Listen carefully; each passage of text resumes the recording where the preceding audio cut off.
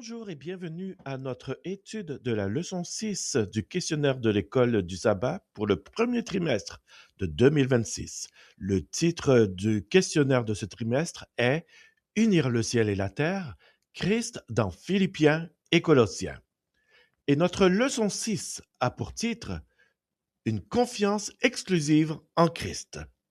Une confiance exclusive en Christ.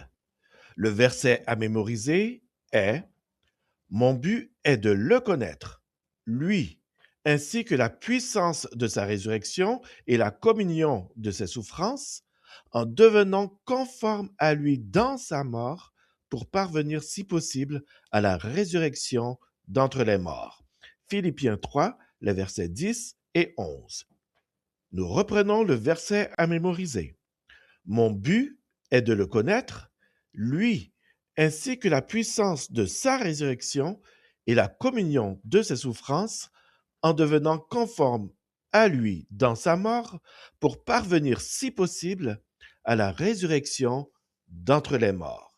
Philippiens 3, les versets 10 et 11. Nous étudions maintenant la partie de dimanche qui a pour titre Se réjouir dans le Seigneur. Se réjouir dans le Seigneur. Lisez Philippiens 3, les versets 1 à 3. Philippiens 1, verset 1 à 3 nous dit « Au reste, mes frères, réjouissez-vous dans le Seigneur. Je ne me lasse point de vous écrire les mêmes choses, et pour vous, cela est salutaire. Prenez garde aux chiens, prenez garde aux mauvais ouvriers, prenez garde aux faux circoncis, car les circoncis, c'est nous qui rendons à Dieu notre culte par l'Esprit de Dieu, qui nous glorifions en Jésus-Christ et qui ne mettons point notre confiance en la chair. Maintenant, la question suivante nous est posée. Quels points positifs et négatifs Paul énumère-t-il ici et quel est le lien entre eux? Comment décrit-il les croyants? Reprenons encore la question. Quels points positifs et négatifs Paul énumère-t-il ici dans les versets que nous venons de lire? Et quel est le lien entre eux? Comment décrit-il les croyants? L'auteur du questionnaire nous dit ceci. Paul commence sur une note très positive et on a presque l'impression qu'il est en train de conclure sa lettre. Mais il n'a pas encore terminé. Il revient à l'un des principaux thèmes de cet épître, se réjouir dans le Seigneur. Et il donne un certain nombre de raisons à cela. Par-dessus tout, nous devons placer notre confiance en Christ et non en nous-mêmes. Nous nous réjouissons, dit-il, en Jésus-Christ et ne mettons pas notre confiance dans la chair, selon ce qui est écrit dans Philippiens 3 et le verset 3. Qui parmi nous n'a jamais appris à ses dépens, d'une manière ou d'une autre, à ne pas mettre sa confiance dans la chair? L'avertissement fort, prenez garde, à 3 reprises, ne se trouve nulle part ailleurs dans les Écritures. Apparemment, les Philippiens connaissaient parfaitement de quelle menace Paul parlait. La mise en garde, au lieu d'être 3 problèmes distincts, semble faire référence à un groupe de faux enseignants décrits de 3 manières différentes. En Israël, les personnes irréligieuses ou méchantes étaient parfois qualifiées de chiens. Nous prenons un exemple, Philippiens 3, verset 2 que nous avons lu, où Paul dit « Prenez garde aux chiens, prenez garde aux mauvais ouvriers, prenez garde aux faux circoncis. » Nous pouvons comparer le texte de Philippiens 3, verset 2 aux autres textes suivants. Psaume 22, verset 16. Car des chiens m'environnent, une bande de scélérats rôde autour de moi, ils ont percé mes mains et mes pieds. Dans Ésaïe 56, verset 10, il est écrit: Ces gardiens sont tous aveugles, sans intelligence. Ils sont tous des chiens muets, incapables d'aboyer. Ils ont des rêveries, se tiennent couchés, aiment à sommeiller. Dans Matthieu 7, verset 6, il est écrit: Ne donnez pas les choses saintes aux chiens et ne jetez pas vos perles devant les pourceaux, de peur qu'ils ne les foulent aux pieds, ne se retournent et ne vous déchirent. Et dans 2 Pierre 2, versets 21 et 22, il est écrit: Car mieux valait pour eux n'avoir pas connu la voie de la justice que de se détourner, après l'avoir connue, du saint commandement qui leur avait été donné. Il leur est arrivé ce que dit un proverbe vrai. Le chien est retourné à ce qu'il avait vomi et la truie lavée s'est vautrée dans le bourbier. On pouvait aussi décrire à juste titre les faux enseignants comme des mauvais ouvriers. La référence aux partisans de la mutilation, selon la version Bible du Semeur, où il est écrit: Prenez garde à ces chiens, prenez garde à ces mauvais ouvriers, à ces partisans de la mutilation, ou à ceux qui poussent à mutiler votre corps, selon ce qui est écrit dans Galates, chapitre 5, et le verset 12, encore selon la version du Semeur, où il est écrit que ceux qui sèment le trouble parmi vous et qui poussent à mutiler votre corps aillent donc jusqu'au bout de leur logique. Donc, ces choses montrent qu'en Galatie et dans d'autres lieux, ils cherchaient à imposer la circoncision aux croyants non juifs, contrairement à la décision de l'Assemblée des apôtres, selon ce que nous pouvons voir lorsque nous lisons dans Actes chapitre 15. Il semble y avoir une solution aux défis spirituels, y compris la propagation de faux enseignements. Cette solution: réjouissez-vous dans le Seigneur, selon ce qui est écrit dans Philippiens 3, verset 1er. Au reste, mes frères, réjouissez-vous dans le Seigneur. Je ne me lasse point de vous écrire les mêmes choses, et pour vous, cela est salutaire. Nous pouvons comparer ce verset à celui de Philippiens 4, verset 4. Réjouissez-vous toujours dans le Seigneur. Je le répète, réjouissez-vous. Tous nos sujets de réjouissance nous apportent la joie. Comme en français, les deux mots sont de la même famille, en grec, réjouissance et joie.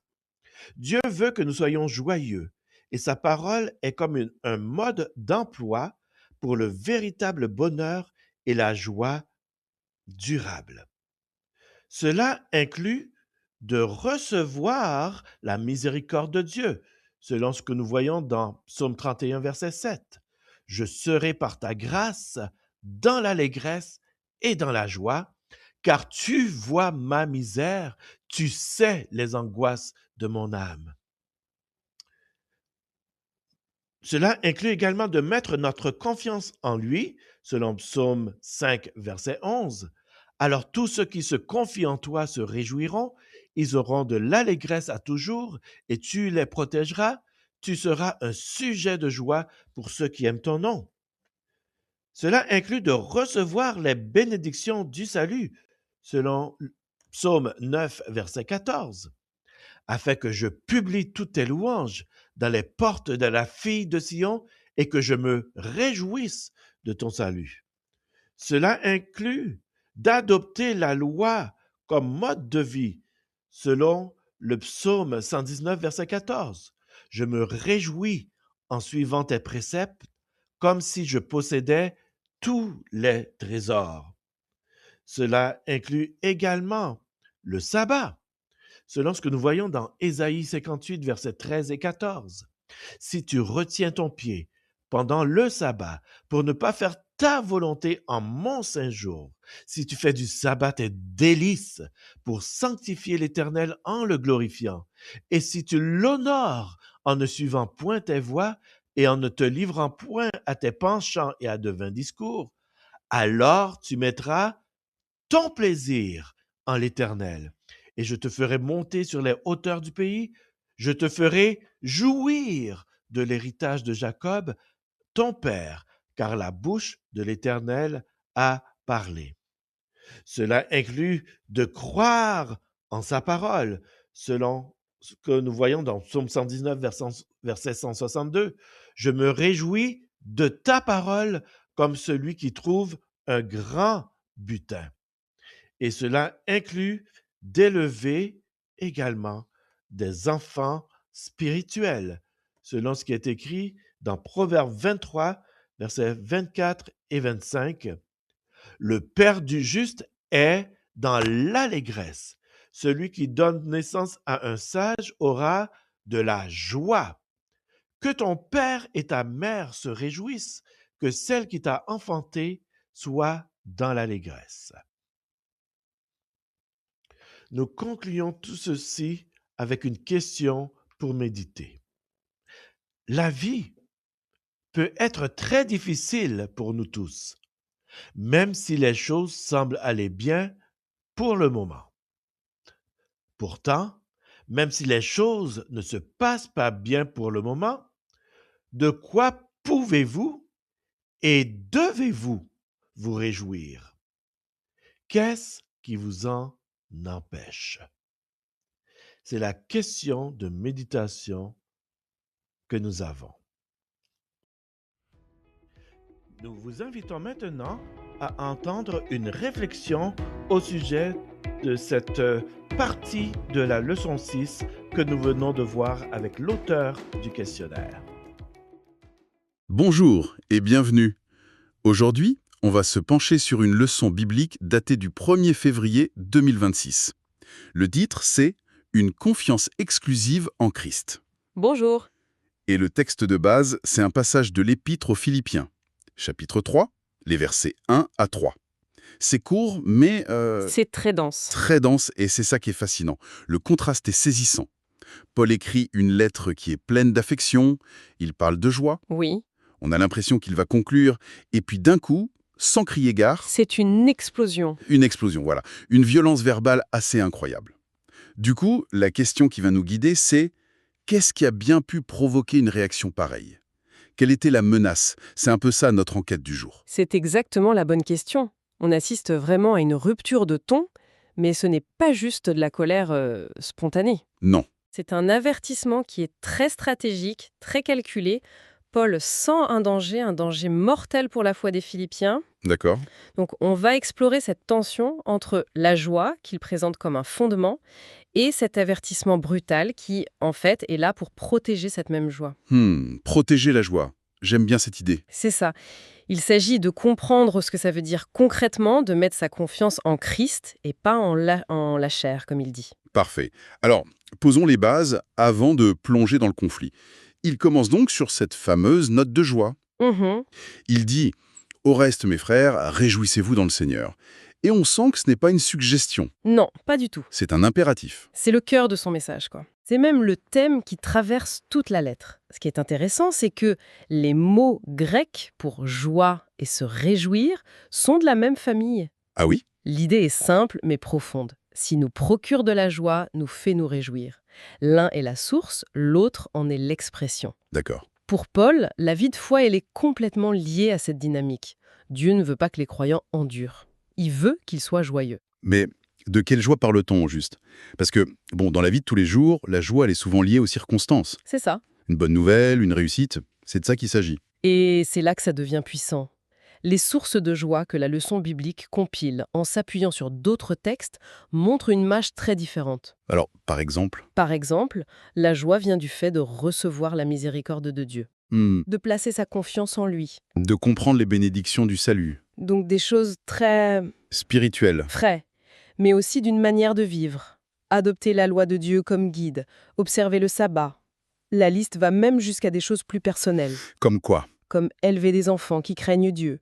Ce qui est frappant dans cette liste, c'est que aucune de ces joies ne dépend des circonstances extérieures. Exactement. Miséricorde, confiance, salut, tout est ancré dans la relation avec Dieu. On dirait qu'il construit l'idée d'une joie, comment dire, À l'épreuve des balles. à l'épreuve des balles, voilà, complètement déconnectée des hauts et des bas de la vie. C'est tout à fait ça. Ce n'est pas une émotion fragile, c'est un état qui vient d'une sécurité profonde, une forteresse intérieure. Une forteresse. Et une fois qu'on a compris que Paul bâtit cette forteresse, son changement de ton soudain, Prend tout son sens. voilà, il va nous montrer contre quel type d'attaque il faut la défendre. Mm. Et c'est là que, oui, la température chute brutalement. Et quelle chute. On passe de « réjouissez-vous » à une alerte rouge répétée 3 fois. Mm. Prenez garde aux chiens, prenez garde aux mauvais ouvriers, prenez garde aux faux circoncis. Ce martèlement, c'est presque angoissant. C'est fait pour l'être. Cette triple répétition, elle est unique. On ne la trouve nulle part ailleurs dans ses écrits, Ah oui. ni même dans toute la Bible. Il veut être certain que le message passe. C'est un signal d'alarme assourdissant. Et ce ne sont pas 3 problèmes différents. Non, et c'est crucial de le comprendre. Il ne parle pas de 3 dangers distincts. C'est un seul et même groupe. D'accord. Mais il les attaque sous 3 angles différents, pour ne laisser aucune ambiguïté. Bon, alors, dressons le portrait robot de ses adversaires. La première description, elle est d'une violence rare. Les chiens. Oui. Qu'est-ce que ça signifie dans ce contexte? Il faut vraiment se remettre dans le contexte de l'époque. Pour un juif du 1er siècle, traiter quelqu'un de chien, C'est une insulte. c'est une insulte d'une brutalité extrême. Les chiens étaient des animaux impurs, des animaux errants, en dehors de la communauté. D'accord. C'était une façon de dire « vous n'êtes pas des nôtres, vous êtes en dehors de l'alliance, vous êtes des païens spirituels ». C'est très fort. Et c'est une inversion qui est ironique et cinglante, car c'est probablement comme ça que ces enseignants qui étaient des judaïsants qualifiaient les non-juifs. Ah, donc il leur retourne l'insulte en pleine figure. Exactement. Ce n'est donc pas juste une injure, c'est une sorte d'excommunication théologique en fait. C'est ça. Il les raille de la carte de la communauté de foi. Et la deuxième description, les mauvais ouvriers. Là, c'est une attaque sur leur fonction. Paul, dans ses lettres, il se présente souvent comme un architecte ou un ouvrier qui construit l'Église. En qualifiant ces gens de mauvais ouvriers, il dit qu'ils ne construisent pas, ils démolissent. Leur travail n'est pas seulement inutile, il est activement destructeur. Il sape les fondations. Il sape les fondations même de la foi que Paul a établie. Et on arrive à la troisième, la plus spécifique, j'ai l'impression, les faux circoncis, ou ceux qui mutilent la chair. C'est là qu'on touche au cœur de leur enseignement, j'imagine. On est en plein dedans. C'est le point doctrinal central. Et Paul utilise ici un jeu de mots féroce. Un jeu de mots, waouh. Oui, le mot grec pour circoncision, c'est péritomée. Et Paul utilise un mot très proche, katatomée, qui signifie mutilation, démembrement. Ah d'accord, la nuance est... La nuance est énorme. Ces enseignants voulaient que les non-juifs se fassent circoncire pour être sauvés.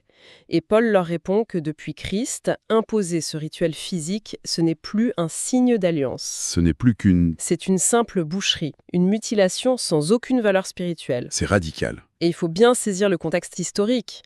Cette question, ce n'était pas un petit débat théologique. Non. Non, elle avait déjà été tranchée officiellement des années plus tôt au Concile de Jérusalem. Dans le livre des Actes, c'est ça. Exactement. Les apôtres avaient décidé que la circoncision n'était pas nécessaire pour les païens convertis. Donc ces mauvais ouvriers, ce ne sont pas juste des gens qui se trompent. Ce sont des rebelles. Ce sont des rebelles qui agissent en connaissance de cause contre une décision fondamentale de l'Église primitive. C'est fascinant. Donc, ces 3 descriptions, c'est une attaque en règle. Les chiens, ça remet en cause leur identité spirituelle. Oui. Les mauvais ouvriers, ça dénonce leur impact pratique. C'est ça. Et les faux circoncis, ça pulvérise leur théologie. Il ne leur laisse aucune porte de sortie, quoi. Il déconstruit toute leur légitimité. C'est une démolition en 3 actes. Ils montrent qu'ils sont illégitimes dans leur être, dans leur faire et dans leur dire. Alors, maintenant qu'on a une idée claire de l'ennemi, revenons à ce que Paul cherche à protéger. Comment est-ce que tous ces avertissements se connectent au message positif? Quel est ce fameux trésor que ces chiens menacent de voler? Le trésor, c'est le verset 3. C'est le cœur de tout le passage. C'est la thèse de Paul. Il définit les vrais croyants en opposition directe avec les faux. Et qu'est-ce qu'il dit? Il dit, en substance, Car les circoncis, c'est nous. C'est un retournement spectaculaire. Il redéfinit le terme. Il le redéfinit complètement. Et il donne 3 caractéristiques. Nous qui rendons notre culte par l'Esprit de Dieu, qui nous glorifions en Jésus-Christ et qui ne mettons point notre confiance en la chair. Ne pas mettre sa confiance en la chair. C'est ça le point de bascule. C'est ça. Et la chair, ici, c'est beaucoup plus que le corps physique. C'est tout ce qui constitue notre CV humain. Notre CV humain. Oui, notre héritage, notre nationalité, nos efforts pour respecter la loi, nos rituels, nos accomplissements, tout ce sur quoi on pourrait s'appuyer pour se sentir juste devant Dieu. D'accord. Paul dit que tout ce CV, aussi impressionnant soit-il, ne vaut absolument rien pour le salut. 0. Cette idée de CV spirituel, c'est très parlant. On a tous cette tendance, non? Vouloir baser notre valeur, notre sécurité sur ce qu'on a fait, sur nos mérites. C'est presque un réflexe. C'est un réflexe universel. Et c'est là que la leçon biblique fait cette remarque très juste. Laquelle? Qui d'entre nous n'a pas appris à ses dépens qu'ils ne font pas se confier dans la chair? Ah oui, c'est vrai. La vie a une manière bien à elle de nous montrer les limites de notre propre CV. On se repose sur sa santé et on tombe malade. Sur son intelligence et on fait une erreur stupide. Sur sa situation financière. Et on la perd. Paul, il met en mots une expérience que tout le monde vit un jour. Notre propre force, c'est une fondation de sable. Et c'est donc là que la boucle se referme. La joie du début, elle n'est possible que si on abandonne ce besoin de se fier à son propre CV, à sa propre chair. Précisément. La joie dont parle Paul, ce n'est pas le fruit de l'autosatisfaction. Non. C'est le fruit d'une libération. C'est la joie de ne plus avoir à porter le fardeau de son propre salut. La confiance est entièrement déplacée de soi-même vers Christ. Et cette joie, cette liberté, devient alors le meilleur antidote, le système immunitaire le plus efficace contre les faux enseignements. Parce que c'est mauvais ouvrier. Que font-ils ? Ils essayent de remettre les gens sous le joug de la performance, de l'anxiété de devoir mériter son salut. Ils vendent une religion de la chair. Donc, si je résume un peu le parcours de notre enquête, on est parti d'un mystère. Oui. Pourquoi cette colère soudaine dans une lettre sur la joie? Oui. Et la réponse, c'est que la menace était existentielle. Un groupe d'enseignants essayait de remplacer une foi basée sur la confiance, la liberté en Christ, Source d'une joie profonde et stable, par une religion basée sur la performance humaine, sur les rituels. ce qui est une source d'anxiété et de fierté mal placée. C'est la synthèse parfaite. Paul voit que cette fausse doctrine ne fait pas que se tromper sur un détail. Non, elle coupe les croyants de la source même de la joie et de la sécurité. Son avertissement violent n'est pas une perte de contrôle, C'est l'acte d'un gardien. c'est l'acte d'un gardien qui voit des loups s'approcher du troupeau. La joie et l'avertissement ne sont pas opposés. L'avertissement est là pour protéger la joie. C'est beaucoup plus clair maintenant. Le lien entre les deux est indissociable. Tout à fait. La confiance exclusive en Christ, c'est à la fois la source de la joie et le rempart contre l'erreur. Absolument. Et ça nous laisse avec une question de réflexion, je crois, directement inspirée par la conclusion de la leçon. Allons-y. C'est une question qui dépasse le 1er siècle et qui nous parle directement aujourd'hui. La vie est souvent difficile, semée d'épreuves pour tout le monde. Face à ça, même quand tout semble aller de travers, de quoi peut-on et doit-on réellement se réjouir ?